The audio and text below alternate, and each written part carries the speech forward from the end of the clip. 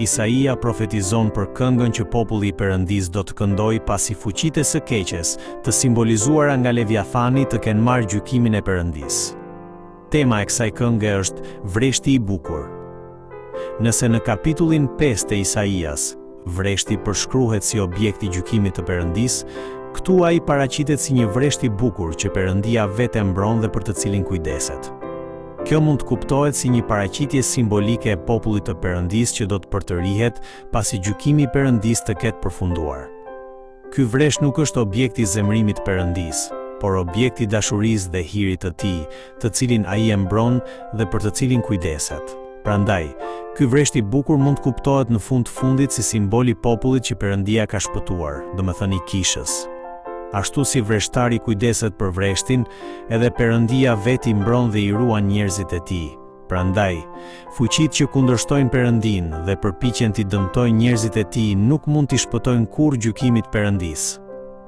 Kushdo që kundërshton kishën, të cilën Perëndia e do dhe e mbron, dhe përpiqet ta shkatërrojë ta rrëzojë, në fund nuk do të mund t'i shpëtojë gjykimit të Perëndis. Prandaj, ne duhet të besojmë se Perëndia me siguri do ta ruaj dhe do ta mbrojë popullin e tij, dhe, duke u mbështetur në këtë të vërtetë, duhet të jetojmë me guxim dhe pa frikë në mes të botës. Gjithashtu, duhet ta çmojmë kishën, të cilën Perëndia e do dhe për të cilën kujdeset, dhe të jemi të gatshëm t'i përkushtohemi me dëshirë veprës së ndërtimit dhe shërbimit ndaj kishës. Në ditët që do të vinë, Jakobi do të lëshojë rrënjë, Izraeli do të lulëzojë dhe do të lëshojë lastar dhe do të mbush faqen e dheut me fryte. Kjo fjalë tregon se Izraeli, pasi të ketë marrë mbrojtjen dhe kujdesin e Perëndis, do të marrë përsëri jetë dhe do të begatohet. Megjithatë, Izraeli për të cilin flitet këtu nuk duhet kuptuar vetëm si pasardhësit fizik të Jakobit. Ajo që Isaia po sheh është populli i vërtet i beslidhjes, i cili do të përtërihet përmes shpëtimit të Perëndis. Jezusi e quajti veten hardhia e vërtet dhe i krahasoi besimtarët me degët e saj, duke thënë se ata i japin shumë fryt.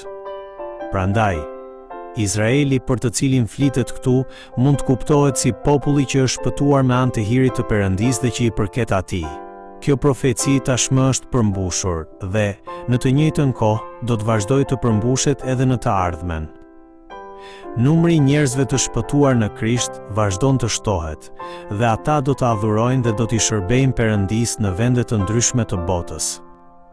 Në këtë mënyrë, të përkushtohemi dhe të përdoremi nga Perëndia për punën e shpëtimit të njerëzve është detyra dhe thirrja e çdo besimtari.